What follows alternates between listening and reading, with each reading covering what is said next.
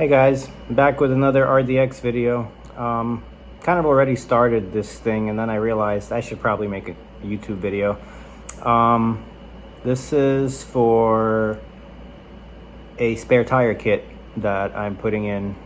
I waited about 3 months for the dealership to get me these parts because they were on back order with no definite date of receipt, which was pretty dumb. Anyway, it's pretty easy. Let me flip the camera and I'll show you what I'm looking at on my computer screen. I suck at editing videos, so don't expect me to, do all fancy little titles and songs and stuff. So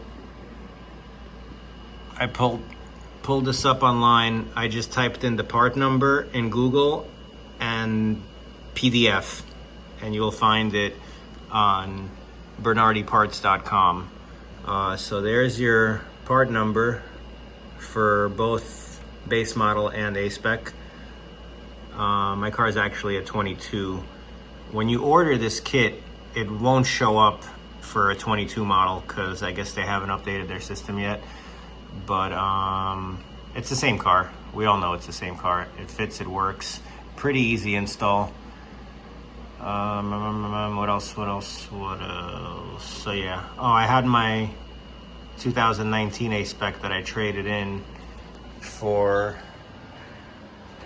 this guy. I got a 22 A-Spec Advance, and man, I love this car. It's so much nicer. Did a couple of other things to it. Here's my cargo protector. The car's a mess, but this is a lot easier than it looks.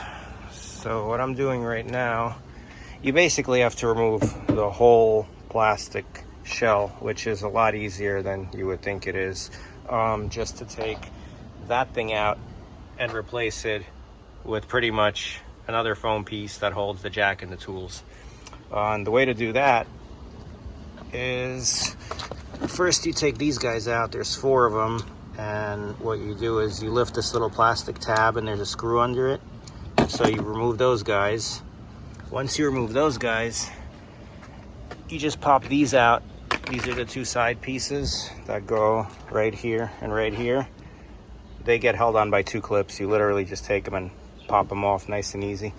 Once those come off, you pop off this whole thing. And this is also just all clips. There's maybe like 5 clips or so that plug into like right here, right there.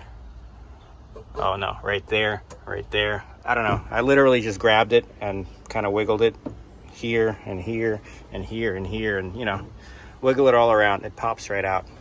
Piece of cake. If you have one of these things, it helps to get this guy out, because you got to pry that off of this one to put it in there. And that's it. That portion is pretty much done. So you can go ahead and put the plastic thing back in. And then the next thing to do is, well, actually, I'm not going to put the plastic back in. I'm going to do this first. So this is the hoist that it comes with. They give you, Honda's so fancy, individual bolts, literally an individual pack for every bolt, because each bolt has a part number. So take these guys, take this hoist. Oh, I can't carry stuff with one hand. Hello, sexy.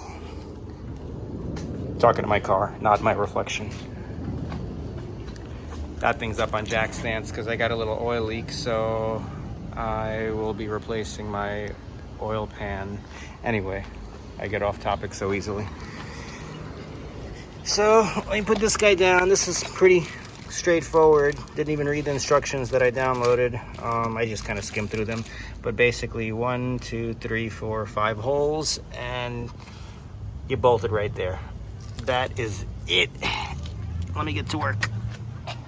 Well, that was extremely easy. That took literally a minute. 12mm socket, and that's it. This is absolutely foolproof. 5 bolts and there are 5 threaded holes. You cannot put this on wrong. Torque specs are in the PDF if you need them. If not, you could use a impact wrench if you are comfortable using one and good with it. Yeah, so I was a little extra and I put the car up on ramps. You probably don't even need to do this because obviously, you know, if you're out in the wild and you get a flat tire, you're not going to need, well, you're not going to have ramps with you. But, you know, I like to make my life a little easier. I would advise not putting the car up on ramps while doing this portion because unless you're 6'4" like me, it's going to be a little hard to reach all the way over here with the car elevated. But yeah, so the only thing I didn't think through is that I can't complete this install now because I gave the actual wheel and tire to my girlfriend so she can go in her travels and get it mounted for me. So now I have a car with a little dangling ponytail until she gets back home. So let's give you a little walk around. Things that I did to it. Let's see, I got black chrome OEM badges, black lug nuts. What else? I did yellow vinyls here, yellow vinyls here, red vinyl here. I do signs for a living. I don't know if you guys know. So I did all the vinyl myself.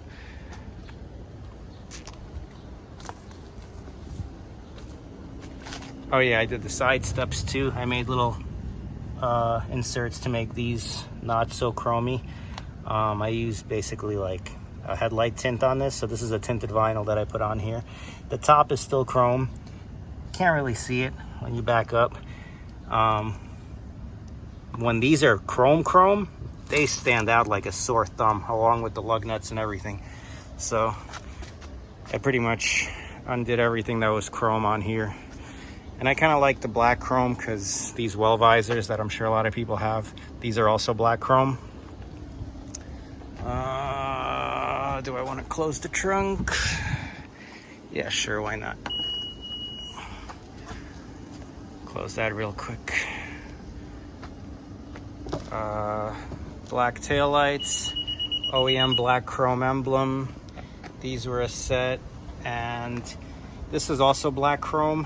What I absolutely hated about this is that it's not dark enough. So if you can see, I actually did a little thin, just the face of them I made with that same tinted vinyl, just to make them a little darker. I didn't do the all-wheel drive thing because the SH all-wheel drive, I don't know. I think it's too much. It gets a little busy back there. Only thing I want to do now is powder coat these guys gloss black. And I looked into this. These are extremely difficult to take off. So on the base model, they have a little set screw right here, and you could just unscrew it, pop the tip off.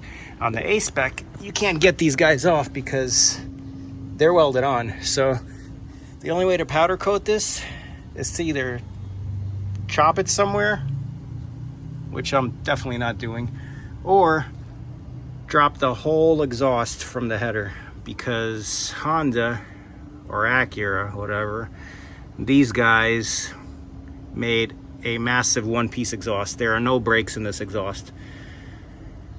Wonderful. I guess that's kind of cool because then, you know, you don't have to deal with flanges bursting out or burning out or whatever, flange gaskets. But yeah, so I'm basically gonna eventually drop this whole exhaust, literally just to powder coat these tiny little tips. So, yep, if you guys are planning on doing that, have fun. Let's get back to this stuff. All right, that was easy. That literally took like 2 seconds. There's a rubber plug that goes right here so water and stuff doesn't get in your trunk.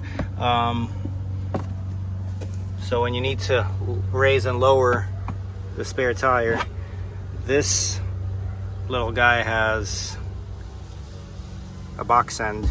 So you put it on there, and counterclockwise to lower, clockwise to raise.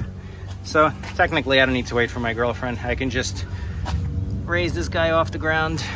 Oh yeah, another important point for these guys, when you take them off, number 3 Phillips, not number 2, number 3, the big one, because you will strip your screws and then the new ones. Here's a fun fact. When you order this part on, so I got this from Curry Acura online. They tend to have the best prices on online parts. I'm not advertising for them or anything, because I could care less. I'm just telling you where I got it from. When you buy the spare tire kit, it says recommended parts. There's 2 part numbers, cover and cover. I don't know what the hell they were, so I bought them just in case. It's so dumb. It's literally these 2 covers. So here's the part number on this one.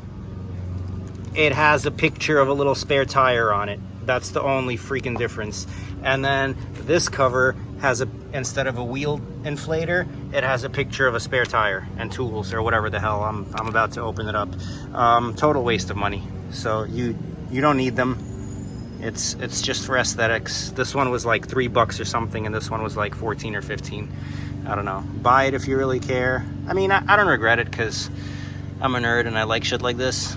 But yeah, if you want to save $20, you could live without those covers. Those are basically the covers that cover this guy and cover that guy, which nobody sees anyway, because it's all covered by the lid. Yeah, here's the difference. This is what you pay $20 for. You go from a blank cap with an inflator to a spare tire in case you didn't know what you're installing, and a jack. So dumb. So dumb. By the way, one other thing I like about this kit is that it comes with a little baggie. So in case you're like in the rain or whatever, you get a plastic bag with a cord to put your dirty flat tire into your trunk, and the cord ties down to one of these guys so your dirty flat tire doesn't wobble around the trunk. Pretty cool. I'm probably gonna keep this guy in the car anyway, because why not? You know, it doesn't take up much room. I obviously can't use the foam thing, but this guy fits perfectly right there, so why not? Why not? The girlfriend has arrived with my tire, and now it's dark outside. Ooh, this is definitely gonna make my car slower, because it's pretty heavy. Okay, gonna put it up now. Okay. So this is how it looks when you hook it on. This little guy, sorry it's dark here, that's just hanging.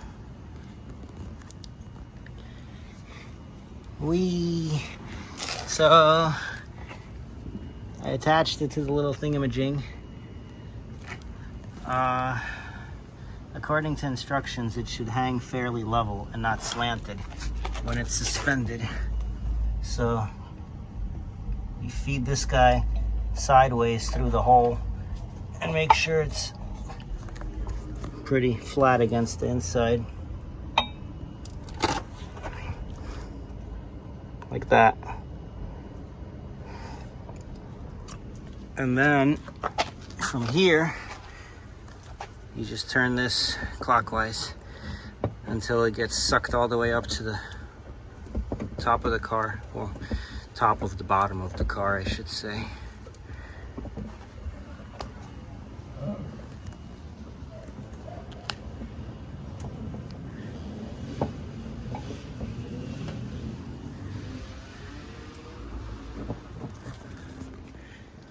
And that's it. Put the trunk together. Oh yeah, I probably should have made a video on these guys, because I know some of you guys are interested in them, but too late. I will say it was pretty easy, and you do not need the specified tools that they tell you to buy in the manual. Yeah. So that's it. It's a wrap. Here's how it looks when it's done. It just hangs there perfectly in place.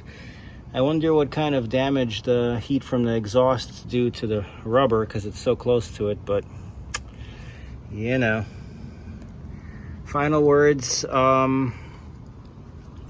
60 PSI, unlike the rest of the wheels. The rest of the wheels get 36, spare tire gets 60 PSI. Don't forget to check it, I don't know, probably annually, because what good is a spare tire if it's flat? Alrighty. See you guys next time.